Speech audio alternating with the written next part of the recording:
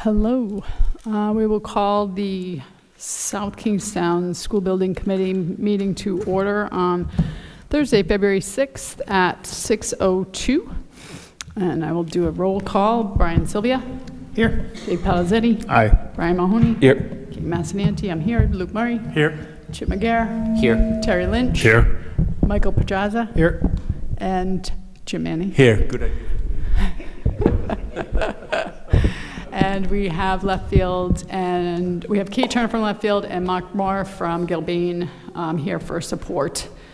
So right out of the gate, public correspondence.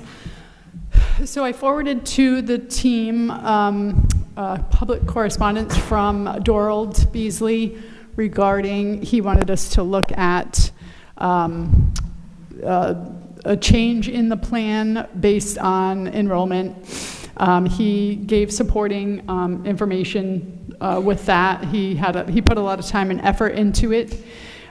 So it came to the full school building committee, so I've shared it with everybody. We did address this in the town hall on last Monday. He brought this a little bit different. I think it had a little bit different enrollment numbers. He brought to the town council on Monday. There was a pretty robust discussion around it, and then impacts of if we were to put a pause on our project and re-scope out to a different enrollment number, there would be distinct ramifications around that. I will suggest if there is anybody at the table who read the correspondence and wants to weigh in on it, I'm happy to have a discussion about it. Otherwise, I know everybody at the table is fully aware of it, and decisions were made by the town council and the school committee to proceed as is. So unless somebody wants to speak to it. Great, thank you. All right, so that brings us to new business item number 3, discussion action, creation of technical review subcommittees for design development. I put this on in this wording. Dave, this was around the conversation we had in one of the last meetings about if we wanted to create like subcommittees from this larger body that might include members of the community that have specific areas of expertise that can give input into the design development part of the process. So if you'd like to speak to it, I'm happy. If there's something in particular you wanted to bring to the table, I'm also happy to have Kate come on up and talk about how it might have looked in other districts and how we might want to proceed. Yeah, that was my point. I wanted to see what other districts did, what the kind of the industry standard is, and kind of go from there. So a few communities that I've worked with in the past have had community involvement within the design process. It is very selective. Typically, if a member of the community is a specialist in a certain area, I know you had mentioned IT or civil engineering or construction, they are brought in front of the building committee and appointed as a subcommittee member. So they're vetted by the entire committee and appointed to this subcommittee. It's an important designation or distinction between their role as an advisor on the subcommittee versus the decision makers of this body. So I think from just a process perspective, if members of the community were appointed, because we have seen that before, we would just need to specifically outline their role within the review process and then the official decision-making process with those comments that they bring to the table. So what areas besides IT do you usually see that kind of support in? I have seen it with members of the community that are involved in music, that have helped guide the design of the music rooms. Those can be very specific. Generally, people with construction expertise have been part of those committees to opine on constructability, kind of reviewing the construction manager's plans, schedules, bids, and providing their input. I've seen that as well.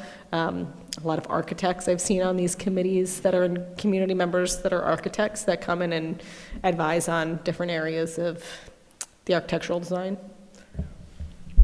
Opportunities for students that you've seen? So student engagement, I have seen done differently than part of a subcommittee. They're typically not decision makers or advisors, but we have had different groups of students that we can hold meetings for and present to them what's happening. We've invited students to OAC meetings to have them listen in and start to understand the process in design or construction. So that is absolutely something that can be done, I would say, separate from the community subcommittee. Can you explain portion. what an OAC meeting is? Owner, architect, and contractor. So those are regular standing meetings during design and construction where those bodies meet and provide updates to the project.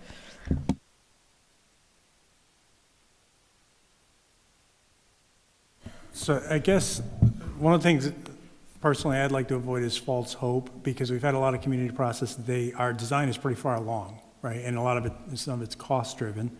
We're getting kind of narrowed in, so I don't want to give false hope to people that they're looking at these drawings thinking they're doing wholesale changes, right? So I guess what I'd be looking for a little more guidance on, what are the specific areas where we could move a needle if anybody even makes a suggestion, right? So because when people come around the table, they expect that they're going to be heard, and they get frustrated when they don't. So if we're going to bring people to a table, it better be on something that could be modified, like fixtures, furnishings, and equipment. That's a decision that's kind of an off-the-shelf decision, right? IT is more of a internal decision, right? Security, cameras, things like that. Music, maybe, but I don't want to create a committee just to make us feel good. I want to have a committee because it actually moves the needle towards progress. Does that make sense? It does, yeah, and that's where that process comes into play, that this group really needs to establish a firm process as to what that role of the subcommittee would be, because it can be an advisement role where we integrate their thoughts and comments into our design reviews, bring the design reviews to the building committee, and you guys can make a decision. We talked about music or specialty areas. They are currently being reviewed by the end user, so the music teachers are involved in the design of the music spaces. The art teachers are designing the art teachers' spaces or art classrooms. So we have expertise within each of those fields in-house, whether it be IT or different faculty members. So we are receiving that expertise feedback from the school and community team in that way. But again, they're also not sole decision makers. Their comments are taken into advisement and presented to this group as updates and requests if something were to be changed. So I agree, it is a bit of a slippery slope. We want it to be meaningful engagement. So I think this committee would just have to decide if there is a subset of specialties that we want to engage someone from the community on, somebody that's expressed interest, to bring them on as an advisor to this committee. So I agree with you, Luke. I don't want to just bring people on for the sake of bringing them on and giving them false hope that they're going to be designers, but I would like to have advisors just reviewing like what our team's doing. And not that I don't trust them, but we're not all experts in the various things, so they're going to tell us something, we're going to go, yeah, but it'd be nice to have somebody who maybe was a stormwater manager expertise look at it and say, yeah, they're on the right page, or they could do this. Doesn't mean we have to change anything, but if they're like, holy cow, that's not going to pass XYZ or it's going to cause this problem down the line, I'd like to hear that from them. And same way with like IT, and if there's people out there that have envelope experience, they could say, hey, I've used that project, maybe we should look at this. And again, doesn't mean we're going to change anything, but it was just another set of eyes that this body doesn't have that expertise. So I mean, what areas are they? I mean, maybe maybe it's just one committee with a group of folks that just kind of are reviewing the 50% DD set or something like that, just to kind of get another set of eyes on it. I mean, once you get past 50% DD, there's not really a whole lot you're going to be able to do. But we're just starting DD, so we have time to maybe put something out on the website to say, hey, if you have this kind of expertise and you're interested in serving on a subcommittee to review the set of 50% DD, put your name out there. Because I've had some people reach out to me that are interested. They're engineers. They'd like to look at it. Yeah, I would agree that it wouldn't be a regular standing meeting as part of the OAC. It would be when we have a design issuance, we would include them in a page turn and a designer review and incorporate their comments as part of our design review process. So I wonder if the folks who are sitting at this table, we may each have had a conversation with somebody in the community who we might, or there is a topic, IT, maintenance, recycling, engineering, whatever it is. If we think that there may be a community member, because our community is obviously vast in experience. We are partnered, we live URI's right here, so we have a lot of professors, we have experts everywhere. We have a lot of people who moved into the area recently who commute online, for a pretty impressive job. So what I'm wondering if the folks at this table might have ideas of input that could be useful to have a community member, and then we can put out on the website, if you are an expert in blah, blah, blah, blah, blah, blah, and you would like to lay a set of eyes on our plan up until a certain date, submit your name, your credentials, and then we can go about reviewing it and work with our folks that make up the project team to allow for those kind of opportunities, maybe? Does that sound fair? Just was popping into my head as you all were talking, so someone else might have a better idea. No, it's a good idea. One of the areas I would highly recommend, and it is a very limited skill set, is the public safety part of it. I think the residents of this town not only want a new high school, they want a very safe high school in light of everything that's been going on past 20 years, 30 years. So I think we should have a subcommittee on that to oversee and make any suggestions that, the designers and so forth have in regards to the most recent developments in public safety. Chief Moynihan, I would recommend him on it. I could be on it. And then we probably bring someone with a more up-to-date level, like maybe the SWAT team commander of the state police, and have him oversee some of the stuff. They do a lot of training with this, something like that. Or maybe someone in federal law enforcement. But that's one of the areas I think we should look at. I was just going to suggest, just to bounce off that, you're looking at a technical review committee, essentially. So we would have a certain number of positions in multiple categories, right? And we'd just have to define, one of them obviously is site civil would be one, because that's an important part of the project. Traffic along with that, because we haven't done traffic review yet, but I am concerned about the current design as it sits related to traffic.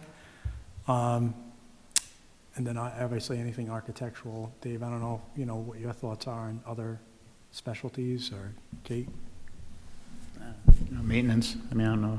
Brian's going to be looking at him, but maybe he wants to bring somebody else to give him another set of eyes. I'll be looking at him too, but we're only two people. And what we can do, we could obviously brainstorm here, or if people, as they go about their business over the next few days, if they all of a sudden something pops in their head, you can always email it to myself and Brian, and we'll just kind of put together a list and then bring it back to the table at our next meeting and see what people think. Chip? Yep. So a number of months back, my naive self had asked about this very topic, and I remember the response was, we definitely need to be very careful, because the second we start to put official subcommittees together, there are things we have to keep track of. There's public meeting law that comes into play. So the thing I wanted to bring up was, some of these topics that I'm hearing, we already have committees that exist within the school district, or such as like the school safety team, the district safety team, or like the furnitures and fixtures, the technology committees. So my question would be, am I hearing that we want to have like this technical group subcommittee with varying areas of expertise that we bring things to as like one subcommittee? But then my question would be, do we want to also then just consult like we've been doing with other groups that already exist, so that we're not getting into this place where we have a lot of different subcommittees that we have to keep track of? It's time consuming, obviously. There's going to be points as we move along in this project where we're going to need feedback quickly. And if we have to post a meeting and so forth and so on, like it just could get very complicated. So I just remember kind of being told you're a smidge naive, and I try to learn from those things, and so I just wanted to bring that back up because I totally got what was being said. I agree with Chip. I'm not necessarily sure we even have to have an official committee. This is more just,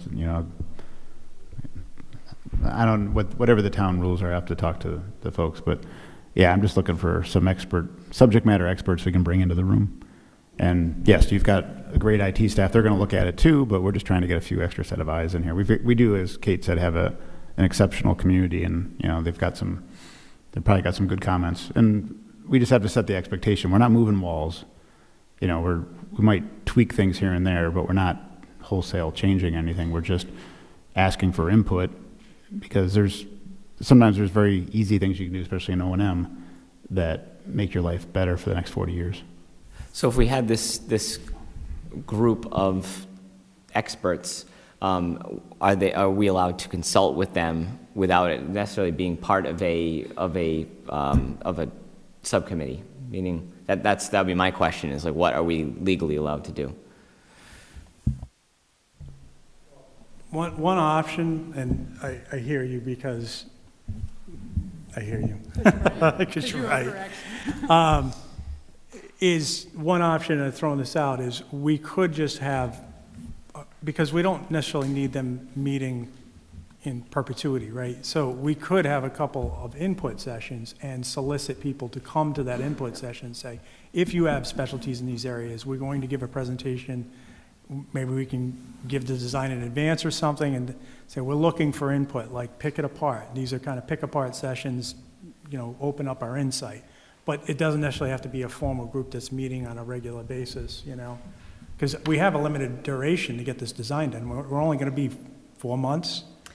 Yeah, I think if we structure them like public engagement sessions and invite, qualified members of the public that have a specific area of expertise, we can do it that way. But I kind of hear what Chip is saying with the bylaws for the committee. If we're asking people to become involved that were not appointed to this committee, what's the process for that? I wouldn't want to get wrapped up in that unnecessarily. But if we do public engagement sessions and everybody is welcome to voice their thoughts and opinions, we can do public page turns, public drawing reviews, where we invite qualified members of the community, or we invite the whole community, but specifically reach out to people that have expressed interest in specific areas. It could be like a table of, like you said, subject matter experts sitting at the table and having the conversation.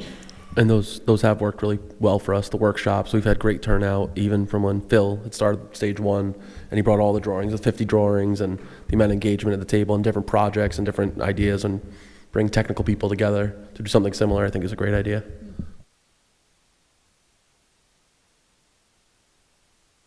Does anybody else want to contribute on that topic? So what I think we can do is we can kind of continue exploring that offline and put together kind of a concept and then bring it back to the table in our next meeting and see how it plays out from there. Does that sound good? All right. Thank you all. And we move on to new business item number 4, discussion. We'll get an update from Kate on the ride schematic design submission status. Yes, a pretty quick update on that. We are scheduling a meeting next week with RIDE to review the entire package that will be submitted. And then immediately following that meeting, the formal submission will be made next week. Anybody have any questions on that process? We'll move on to item number 5, discussion. This will be an exciting update. Design development and value engineering changes and status update. Yes, we had a great meeting today. We reviewed the updated floor plans based off of the value engineering recommendations that were made by this committee, particularly removal of a few spaces, removal of the walking track, kind of overall squeezing of square footage. We relocated the fitness room to the lower level, reviewed revised classroom orientation, reviewed revised orientation for the cafeteria with the communicating staircase removed. In all honesty, it's a better floor plan. So in challenging the design team to create more efficient spaces, they've risen to that challenge. I think they've really put together some great options. So there's a few pieces of feedback. Unfortunately, Slam and Studio Jade were unable to make it tonight to review the floor plans with you themselves. However, they are making a few tweaks based on our review today, and we are looking at the 27th, potentially, to review both floor plans as well as the exterior designs, to look at those two together as to see how everything is working and melding with the exteriors and floor plans. So technically, our next scheduled meeting is the 20th. Is that too early? Will we need to bump out to the 27th? And then the next question is that possible with this body? With it being February break, I wasn't sure if this committee was meeting So, on the 20th. I think we discussed in the last meeting that we would meet on the 20th. Okay. Does that cause an issue for the designers and the architects? And I'd have to check with Slam to see Yeah. if they'd be able to be ready on the 20th. So if not, we can review internally on the 27th, get additional feedback, and present the following week would be March 6th. 6th. But they would present, the floor plan would be presentable, which we saw today as part of the group. It's it's the outside building design and the elevation. They'd like to, the request from Slam, they would like to present the exteriors and the floor plans at the same time to give full context to the revised designs, because there's a lot of work they're doing on the exteriors. They had to really reimagine the entire outside of the building, and they want to do that in tandem to really give context. Do you mind sharing who was in that review group? Yes, Brian was there. We had Chip and Mr. Pedraza in the meeting as well. Great. Is it possible? We kind of went through a pretty in-depth discussion as to when our next meeting was going to be. That's why I hesitate to push it out a week. So the 20th does work for our group and this room and being able to, broadcast the way we normally do. I don't think the 27th works, does it? I prefer to stay on schedule. Yeah, no, I agree. Is it possible to have, I know I'm asking you and you're not Slam or Phil, so is it possible that we could even have some sort of a basic update on the 20th and then maybe plan for a larger update, more in-depth? Yes, they'll have the floor plans ready on the 20th, but I do not believe they will be ready with the exterior designs until the 27th. So we can present without context as well. We can still look at the floor plans even without the exteriors. But I will talk to Slam to see if they can provide even a preliminary update to the exteriors on the 20th. Anybody have any questions on that? Any further discussion for Kate?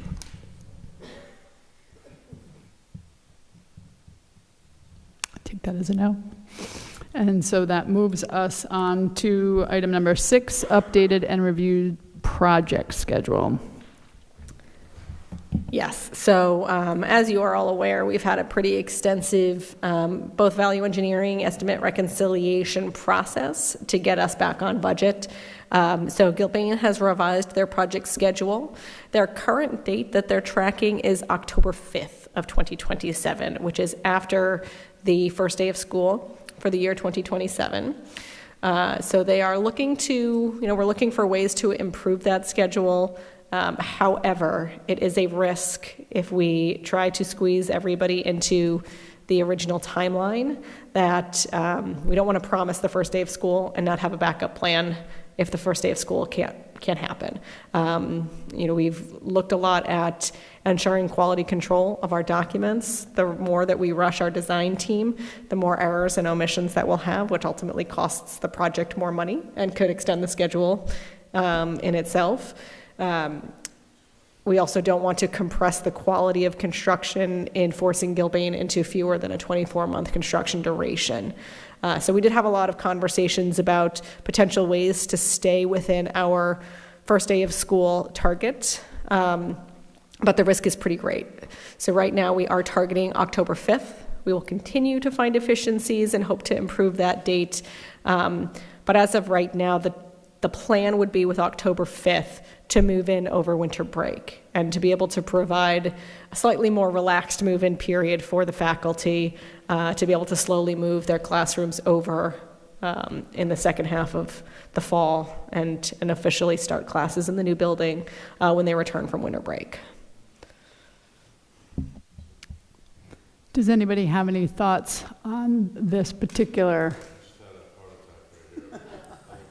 You did CPR and we didn't notice? So I'm going to start with saying if anybody has ever just built a house or redone a bathroom, when you start out of the gate and you make your plan, very rarely do you hit your first date. We've been pushing for that. And I'm just saying what I personally think. Everybody else can express their feelings and how they want to share how they're thinking about it. But I personally think that there's no way you're going to hit your first date, not with the state of affairs that our current government is in, just the world in general, what has happened between when we set that date and today. Significant changes have been made throughout the world. So I'm not shocked nor dismayed. If it was a year off, then I would have a significantly different perspective. I would obviously prefer to move in the first day of school into a new building. That would be ideal. And I believe, like you've said, if it's still at some point miraculously possible, we push for it and we try to do it. But I also hear your risk. Being a global director of quality assurance in a former life, I understand the need to have to say, do you want it to hit the date or do you want it right? And you have to make the best decision for the project. So I appreciate us having this conversation starting now and not in 2026 or 2027. So that's my perspective, but I'll open the floor to anybody else who wants to share theirs. Oh, I agree. Just to chime in, and obviously we want to open up September 1st or whenever it falls, but we hired the experts. We chose all these groups to have the best of the best to work across the country, across the world, who build football stadiums, we want to get it done right, not rushed. So, I have faith we'll have the best project. It's an amazing high school and athletic complex, but, we'll just have to wait a little longer. My question is just about in terms of impacts or factors impacting that date. Is that being driven at all by other communities and their projects? And should other communities fall off? Is there a potential to accelerate? Or I'm just curious, is it because of limited supply and demand in terms of with so many construction projects going on in the state at the time, and if all of a sudden other communities in their construction project found ledge where they didn't expect to find ledge? And is there any way of because of so many people doing this, that if another project ran into trouble, we could find a way to jump on their losses, our gain? I wish I could say yes, but I can't. Unfortunately, it's really the design schedule that has extended. Gilbane has held a 24-month construction schedule or construction duration throughout. For anybody that followed the original schedule, we were supposed to break ground in 2 months.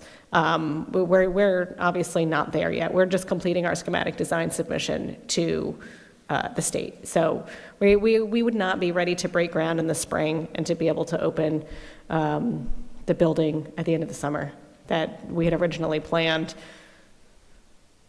Even with that original schedule, they had move-in at the end of July, early August. That's 4 weeks for all furniture, all technology, and all teachers to move in and set up their classrooms. That's a pretty tight schedule with the original schedule that we had. So really, any impact to that schedule pushed that date out and jeopardized the first day of school, just based on the original schedule even. Oh, thank you. So I guess my point, so there's nothing we can do about the schedule. It is what it is. But I think from a moving in standpoint, we're going to have to get more creative than the late December break. If we learned anything from the pandemic, it's that these breaks are where they need to be. There's a reason why we need people to walk away and not be involved with their schooling for a period of time.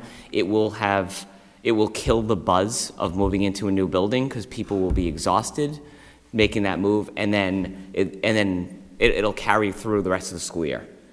So I want it to be exciting when it happens. I think we would need to be more creative, and I'll throw something out that, like, because we have time to plan, high school starting a week earlier, and then like when you have this, you're taking a week and you're doing the move. Then like, you're having like an additional break, and it just.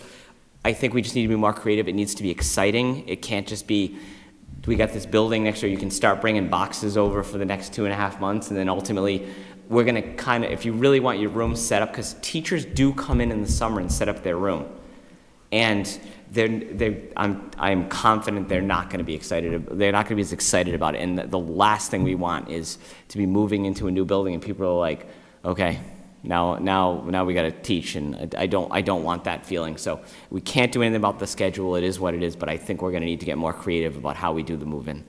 I am actually very glad to hear you say that. If we have any flexibility in a break period that's not winter break, winter break was targeted because it's the longest break period for somebody to be able to pack up everything they're currently teaching and move it over, which doesn't happen overnight. I've seen teachers unpack their classrooms in a new building. It takes a while, even in their existing classroom that they've been in for 10 years. It takes weeks for them to set up their classroom. We're not trying to rush teachers into setting up a classroom overnight because that is unnecessary stress, and we want them to be excited, and we want to set them up for success because this is their building. It's the community's building, but this is their home. This is where they teach. We want to make it an exciting experience for them. So I would love to work with you on creative solutions for how to move in. Absolutely.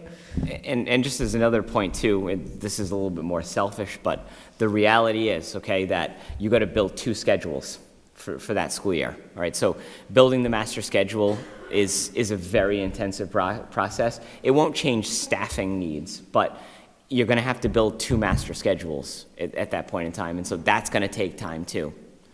So I think, getting creative, I think, will allow that excitement to be there. And we want the kids to be excited about it too. The holiday break is, everyone wants to not be around work at that point. But also, if we learned nothing from this holiday break between Thanksgiving and New Year's, that's where we ran into this jam, because of that period of time, everybody was, in theory, you're going to work all the way through. In reality, it didn't happen. We don't anticipate it's going to happen. Some of us have to work, but a lot of people don't. So that's where we, to me, bumped up against it, is the assumption that progress was going to be made November, December, and it got pushed. Yes. So. And I will say, just from a process perspective, substantial completion is the October 5th date, and what that means is Gilbane is handing over the project back to the town. So they're saying, the building official has signed off on it. We have either a temporary or full certificate of occupancy. It is safe for people to enter this. It is now the responsibility of the town. It does not mean they're 100% done, though. So what they will continue to do is they will continue to do punch list. We will, at that point, start moving furniture in, start setting up technology. So that's several weeks. We can assume easily early November that people, even sooner than that, they're just going to be surrounded by other people. But November, that space will be ready to move into. We'll also factor in training for staff, teachers, kitchen staff, security measures, everything like that. Will take some time going into a new space, a new, shiny, amazing space.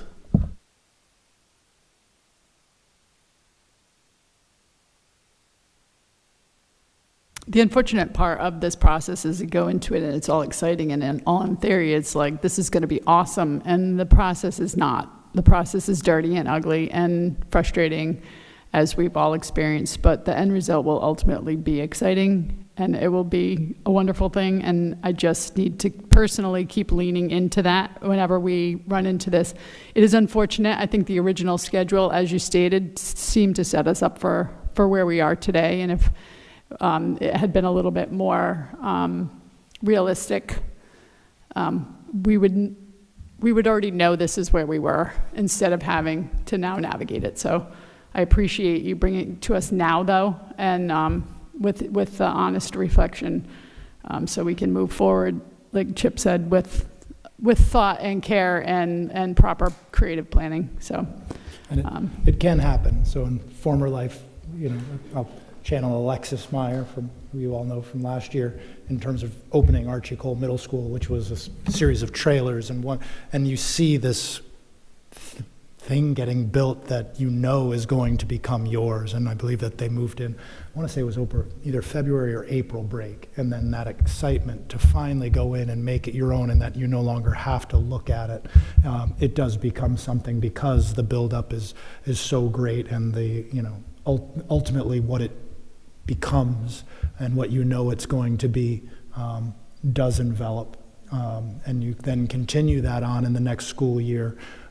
When you're bringing in the new class and people settle in there and they get to watch the other one get washed away. So while not ideal, there definitely it can be done in the right way, and I think the build up to that is something that we can leverage, and we can get creative with calendars. Well, and I think tapping into your experience with that, and also Bob Littlefield's experience with Portsmouth as well, can help keep that excitement going instead of everybody being Just like, watching that field house and it's snowing. Yeah. It's like, can we practice? Like, can we go in Yeah. there and just run around? And like, nope, it's not ready. Like, yeah. So we can leverage that. Yep. So I appreciate that perspective. Anybody else? Okay, thank you. Discussion update on project and labor agreement, otherwise known as the PLA.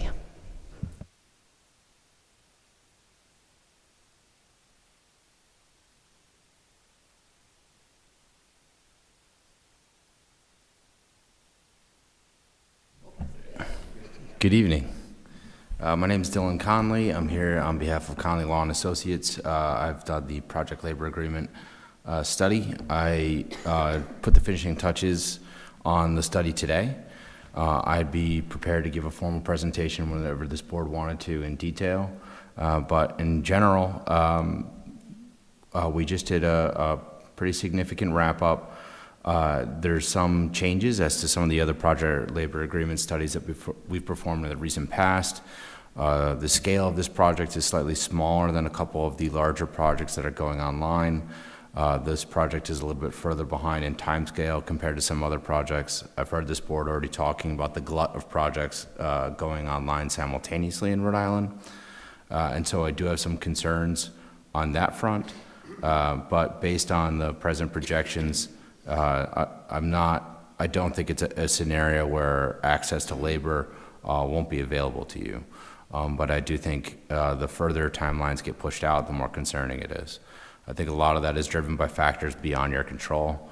I think specifically the ending of the school construction program by the General Assembly really pushed a lot of communities into a position where they had to press go on projects when they weren't necessarily ready. RIDE has done a lot on their end to try to extend their deadlines so that there isn't as much of a crunch. I think they've done a good job with that. I think that spaced things out better than what was the original set of concerns back in July. I also think the macro environment has changed quite a bit. I also heard this board address that today as well. What we had been very concerned with in the very recent past was inflation was still fairly volatile, so changes in prices on goods was problematic, and also the interest rate environment was fairly unstable. And when you're operating in a project at this scale, small changes in interest rates can have very large impacts. We've seen a lot of that subside. So September, October, November of the previous year, we've seen a lot of that come down. We see inflation being fairly stable. We see interest rates being fairly stable. However, we're still in a post-inflationary environment, and we're still in a high-interest environment. So if you compare costs from 2020 numbers to today's numbers, they're significantly different, and borrowing numbers are significantly higher. So that usually eats at your margin. So in a grant-funded program like the school construction project, you don't necessarily have the ability to go and find additional financing or alternative financing if you're not meeting deadlines. And so you have a tighter margin, and you do have some risk associated with sort of your classic "I did not see this coming" problem. And what I see on the "did not see this coming" problem realm is the potential for trade wars through tariffs is problematic.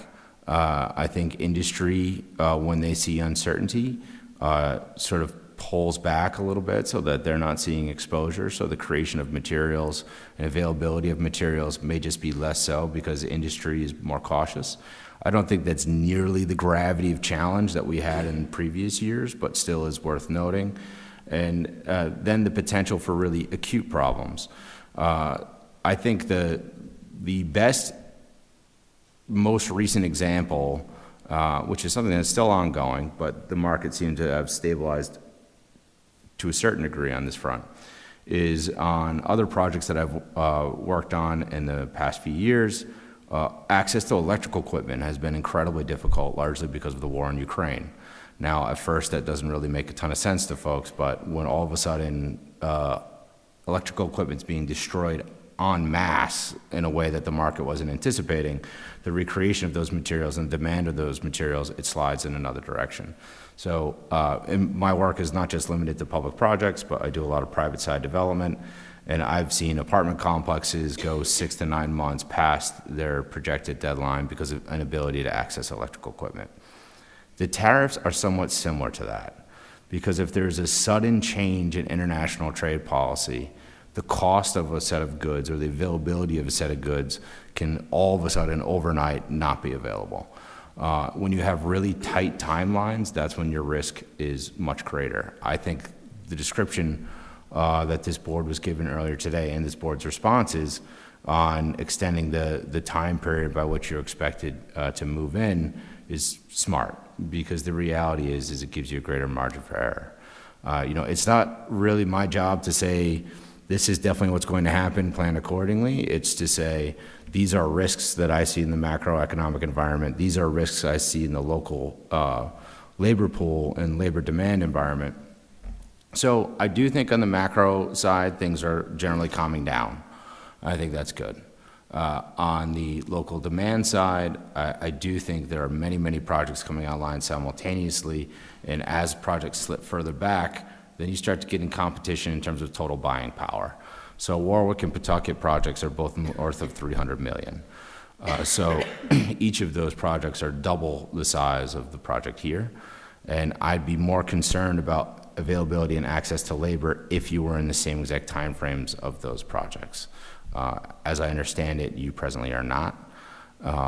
So there is a little bit of a decreased threat on that front.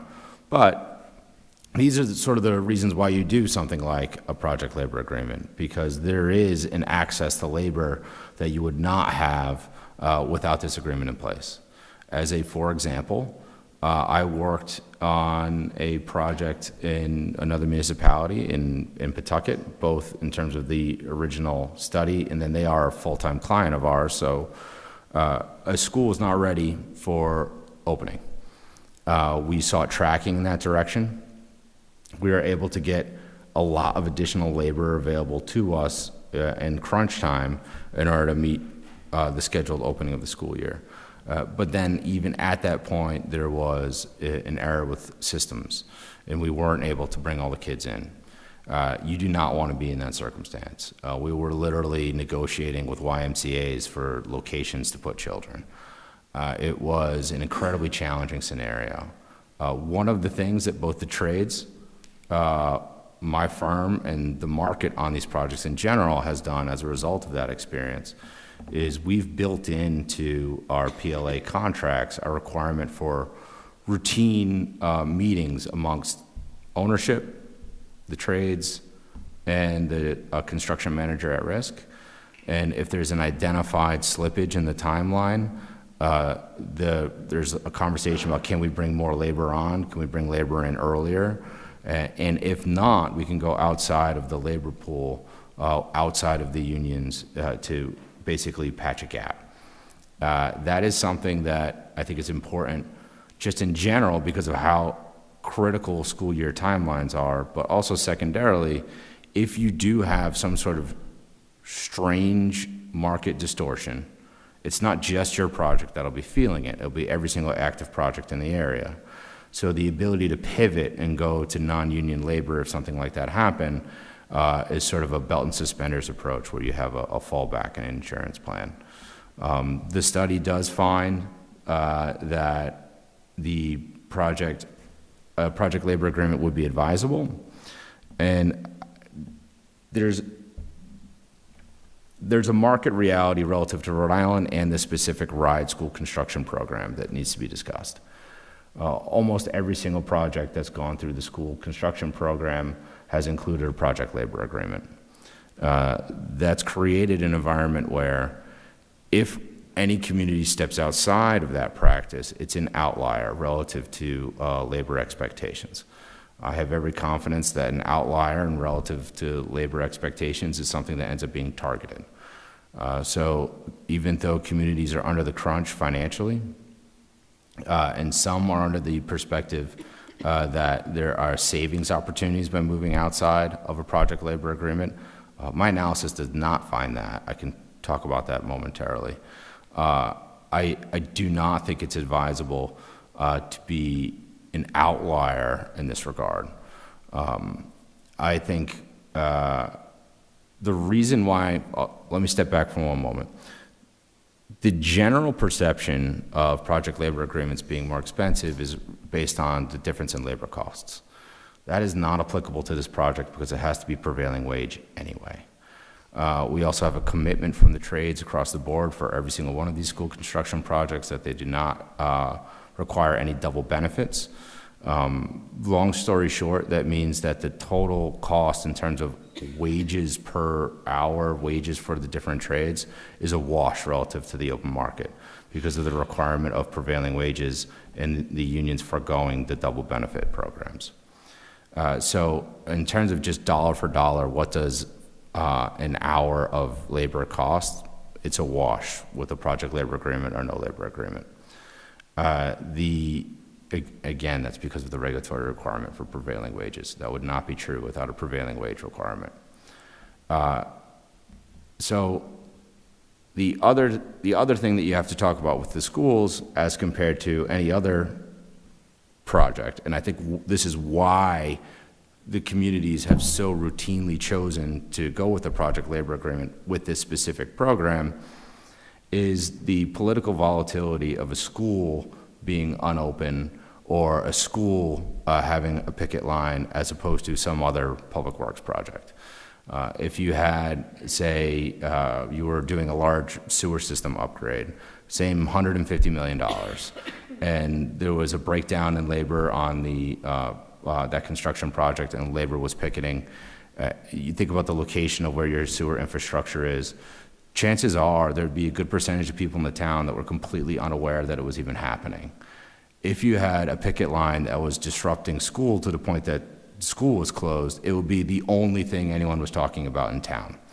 So the value of a picket line is the reaction that it gets, right? And the reaction that it gets is the vulnerability to what that's caused. So school projects are arguably more vulnerable to things like a picket line than any other form of project, at least certainly any form of project that a local government is working on. It's challenging. So when you have grant-funded responsibilities where you have to meet X by a wide deadline in order to receive the money. You don't have alternative sourcing. You're in a politically vulnerable situation just in terms of classic local government dynamics, not necessarily specific to South Kingston, but in general. You start to overlap those things, and you can see why there's become a market expectation in Rhode Island that these projects are PLA projects. My report goes into much more detail than that. It also goes through a trades-by-trades analysis, open market versus union availability. In Rhode Island, the size of the shop that's doing any sort of project increases the probability that it is a union shop. The size of the project usually has a direct correlation to the size of the shop being used. So we find that the sort of companies that are large enough to handle projects of this scale are almost all union companies anyway in Rhode Island. So while that's not universally true, there are certainly open shops available, but not at the size that is generally responsive to an RFP or bids for a project of this scale. I look forward to submitting the full written report. I can appear again to be responsive to your concerns on the report. I can certainly be responsive to any questions or concerns today. The other thing that I will note is our firm, I'm the primary negotiator, but my firm does negotiate the actual PLA contracts on behalf of other municipalities and other communities. And there have been a series of threats regarding litigation against project labor agreements in Warwick. And I have been on the negotiating team on those concerns. They are largely derived from the Janus decision.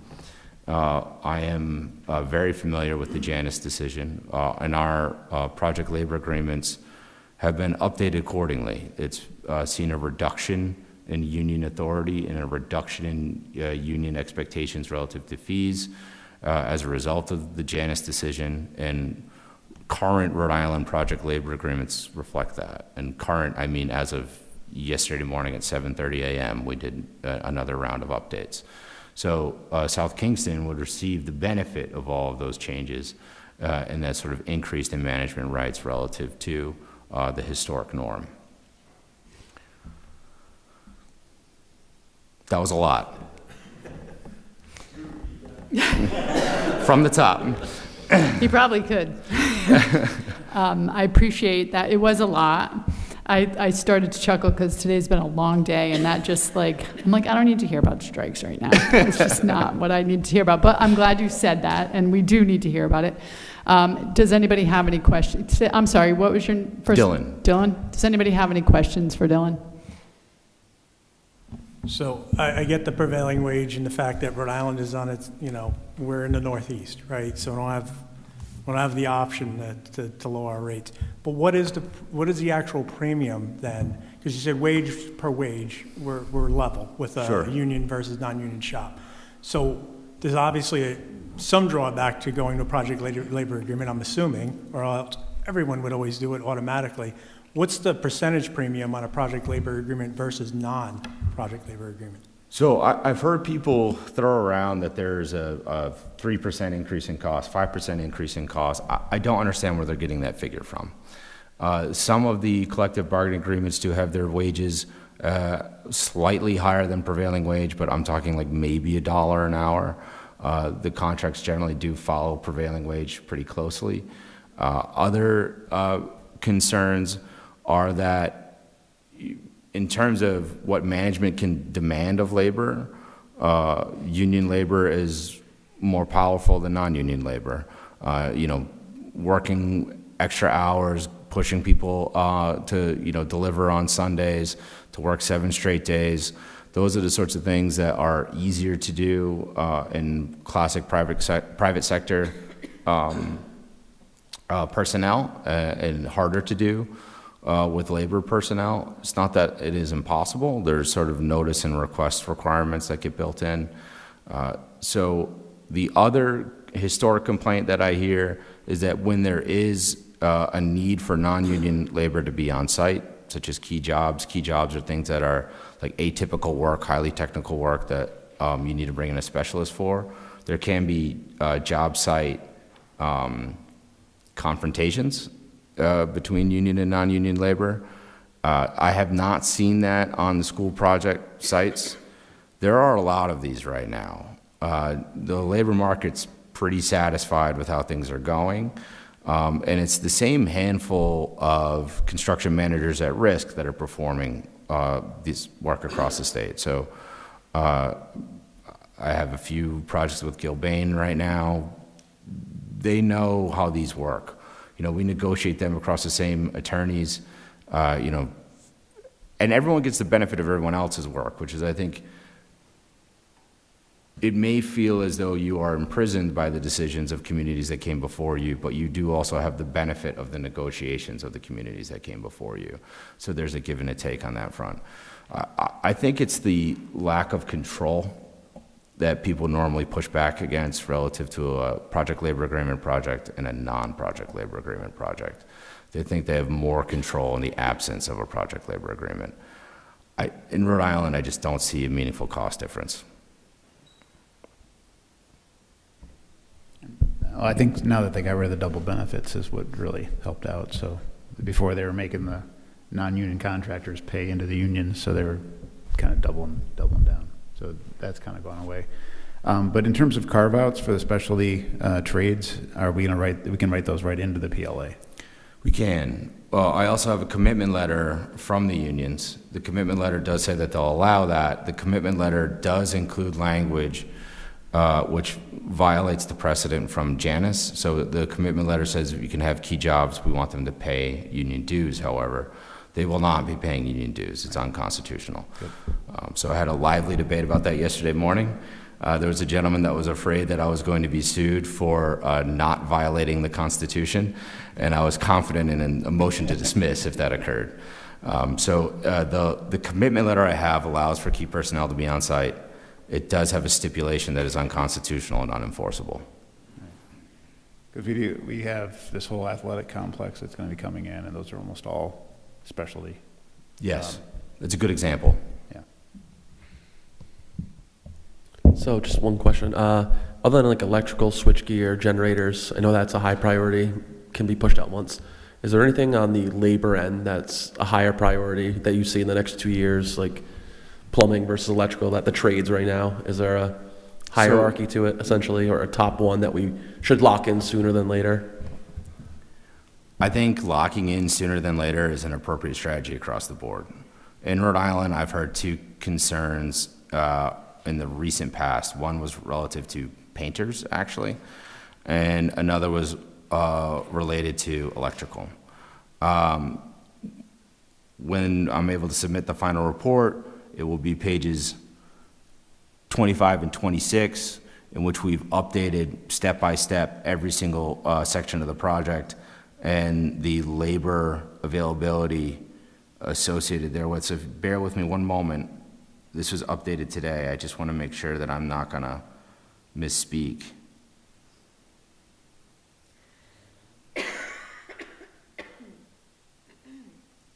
And I won't hold you to it. This does not include a specific concern. It highlights non-union roofers on a sensitive project can become problematic, but you're still a little bit further away from the roof. So I don't see anything in here right now, as I'm double checking it, that's an immediate need. Great, thank you. Anybody else?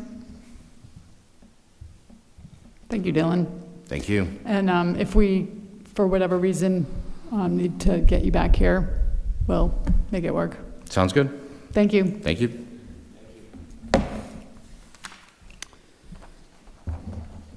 Next item, number 8, discussion update on local authorities responsible for permitting and planning.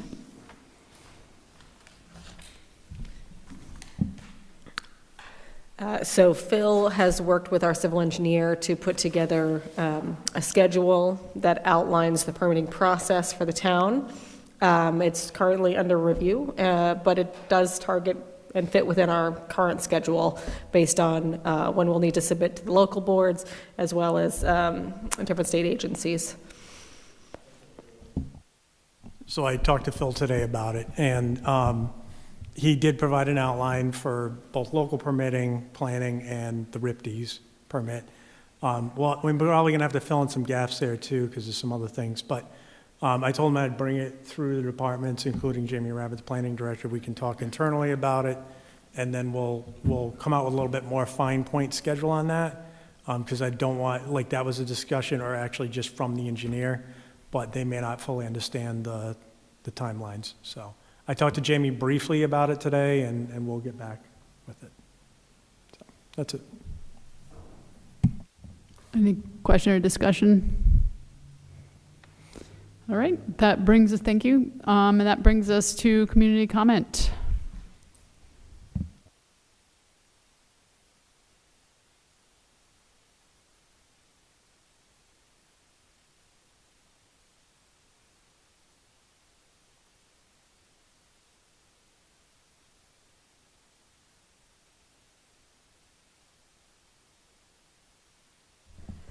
And Doral, just before you speak, I just want to let you know, before you arrived in the chamber, we did go over your email correspondence in business item number 2.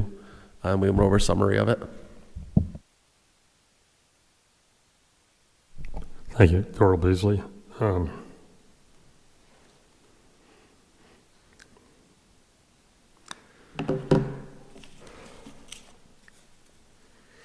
Okay, Luke, the traffic problem, I wouldn't worry about it, only because at one time that high school had 1,350 students in it, and enough staff to educate them. So with half the size, I don't think there'll be a traffic problem. Just my take on it.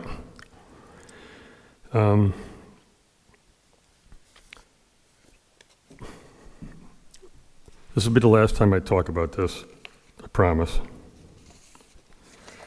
And it has to do, again, with the number 725, which is the target capacity for the high school.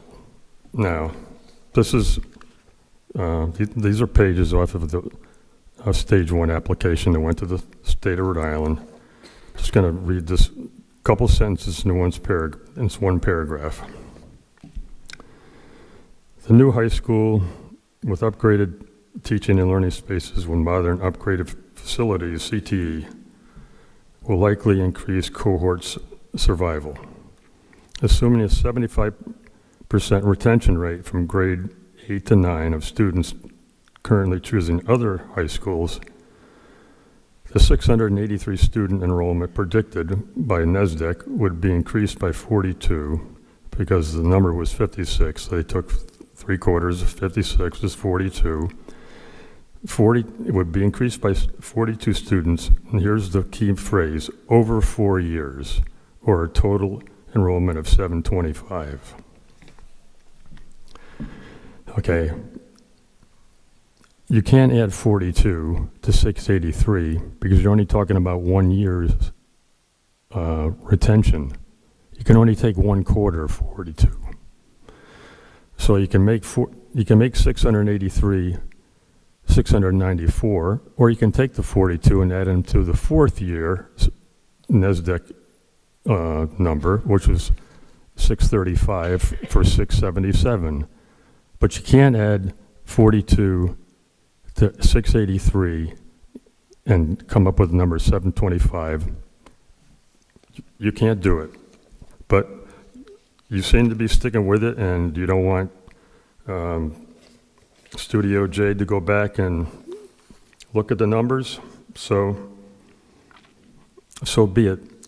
So why is it important though? Because it's about $6 million extra dollars in the cost of the school. Now,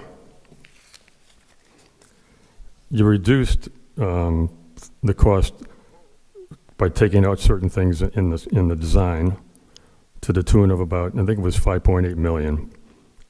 Like the elevated walk-in track, you're not going to bring that back. I understand that. But the things like the underground drainage instead of open pits, I would think that would be great to keep.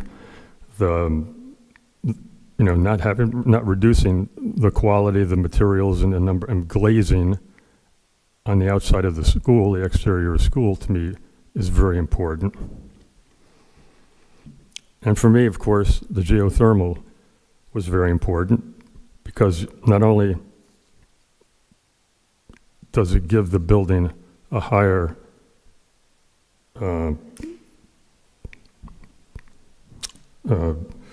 energy saving score, but it also has the possibility of getting $3 to $4 million down the line if you applied for the investment tax credits.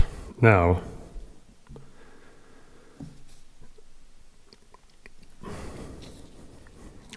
so let me go. I don't have much left.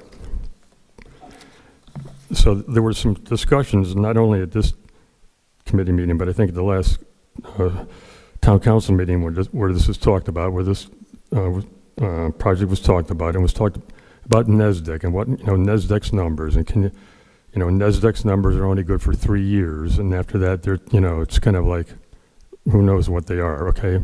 All right, so here's a list here. 3 pages.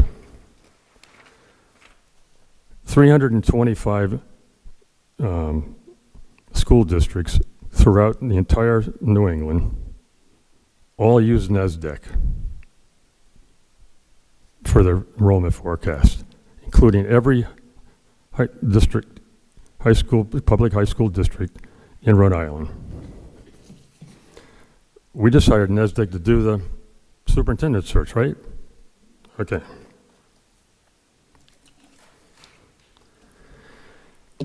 So I got this yesterday from the school district. I wanted to know where our students were going, the ones that are going out of district. And here's what they sent. There we go. So this year we have 220, as of right now, we have 222 students that live in South Kingstown that go to other schools. 122 of those are going to Kingston Hill Academy and the Compass School. So they're not high school students. So the rest of them are high school students. We got 3 at the Green School, 5 at the Met, 1 in Exeter West Greenwich. Those students probably wouldn't come back. The students who go to the Met and Green School probably wouldn't come back to South Kingstown. So you're talking about Charahoe, Narragansett, and North Kingstown. So we have 32 at Charahoe, including my oldest grandson. He's in the commercial fisherman's program because we don't have one. Plus, I believe Charahoe has like over 20 CTE programs. We have 43, the most, at Narragansett, and 16 at North Kingstown. Now, some of the reasons why our students are leaving for those districts now is because we don't have any junior varsity sports teams. If you're an athlete, we have a lot of kids in this town that like athletics, okay?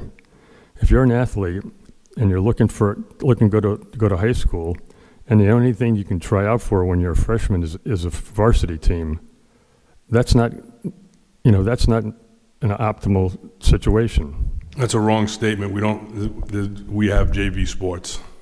Not in every sport. Okay, you though. said we didn't have any. We do have many. Okay, but we don't have them in all sports, right? That's what I meant. I'm sorry. Correct. We don't have them in all sports, but Okay. don't say we don't have any. Okay. All right. So that's one of the reasons they're leaving.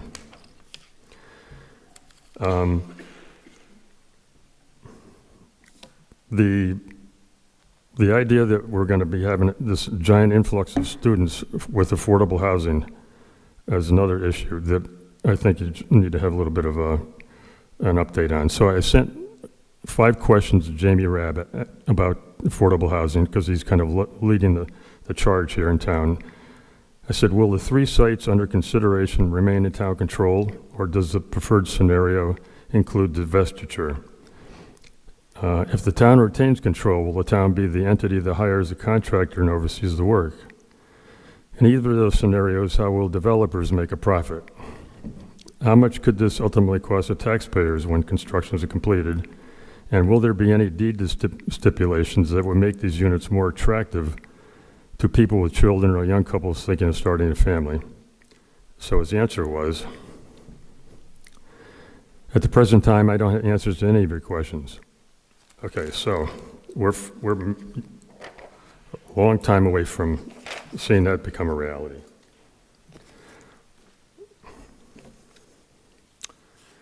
Let's see, almost there. Doral, just to note, the town has had, I think, 5 meetings on those affordable housing sites, and No, we've I know. talked about all of those issues. Right, but Okay, so Jamie, I want to put it out there, like, this is being discussed, and those answers, like, are in motion. Jamie's right, but there's a lot more context if you want to watch those videos and look at those meetings. I went to 3 of the meetings. Okay. So I've been there. So, all Okay, right, so, gotcha. so you know the answers. I know some of them, but I know all the ones that is wrote. So here's the bicentennial U.S. Census. So in the last 3 decades, from 1990s to 2000, our underage 5 group dropped 18%. The next decade, it dropped 20.6%. In this last, and from the year 2000 to 2020, it dropped 35.3%. And for age 5 to 14, it went down 25%.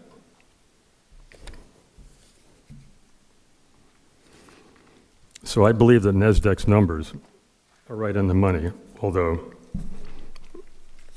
you can have your own opinion on it.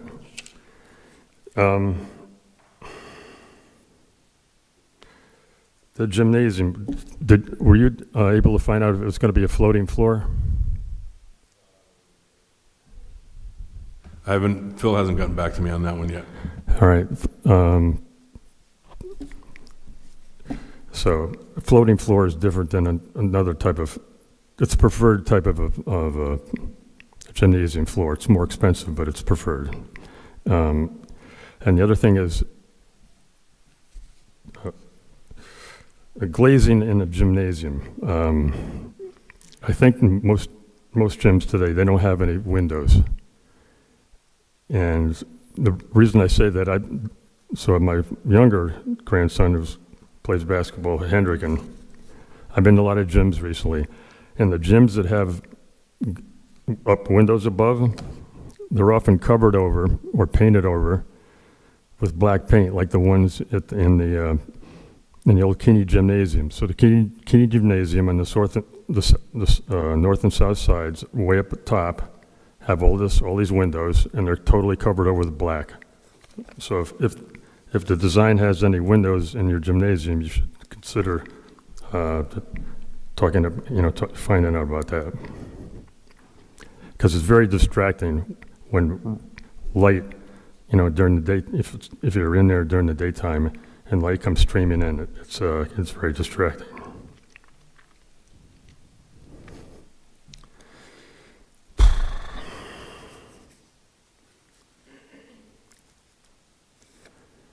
Okay, so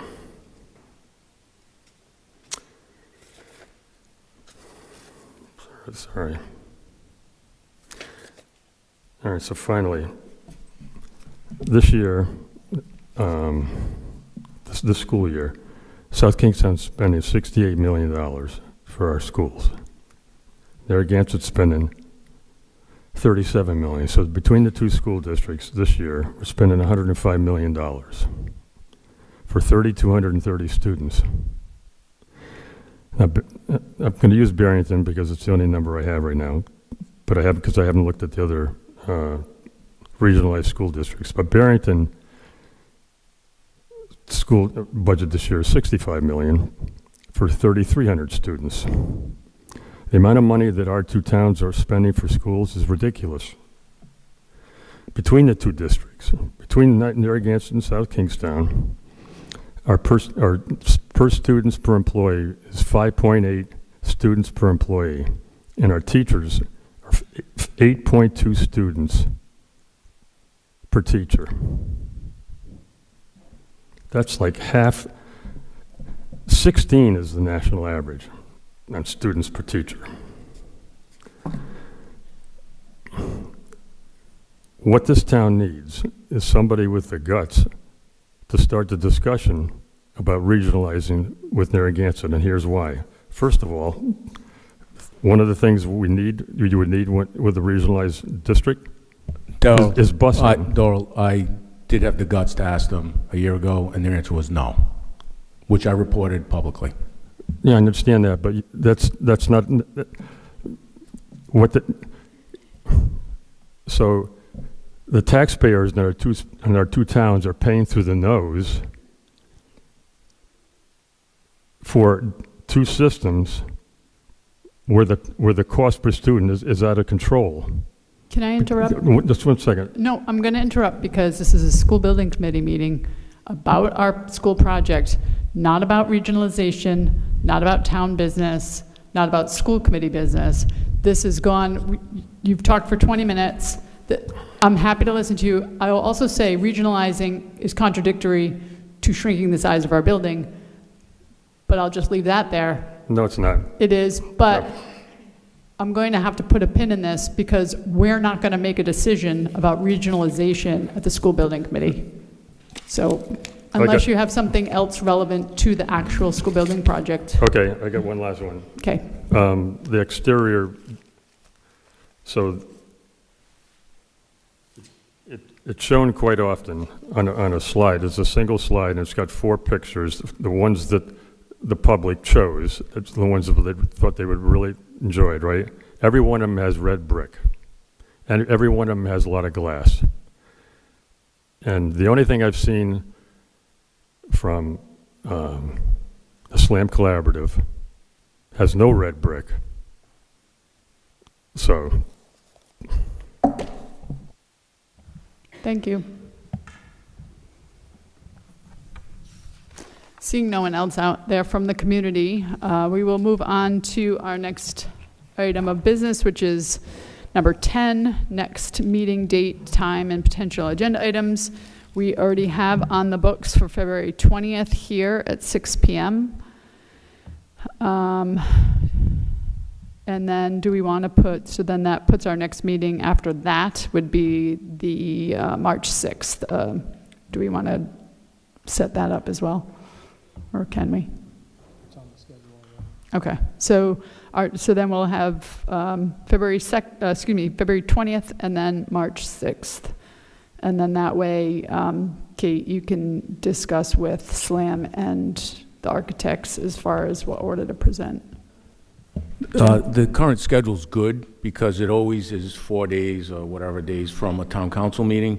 So more often than not, we're reporting to the town council on what the status is and the updates. So I think the schedule we have is good to keep it that 3, 4, 5 days, whatever it is, before the town council meetings. And the same goes for the school committee meeting. So does anybody have any other issues, comments, concerns about the next 2 meeting dates?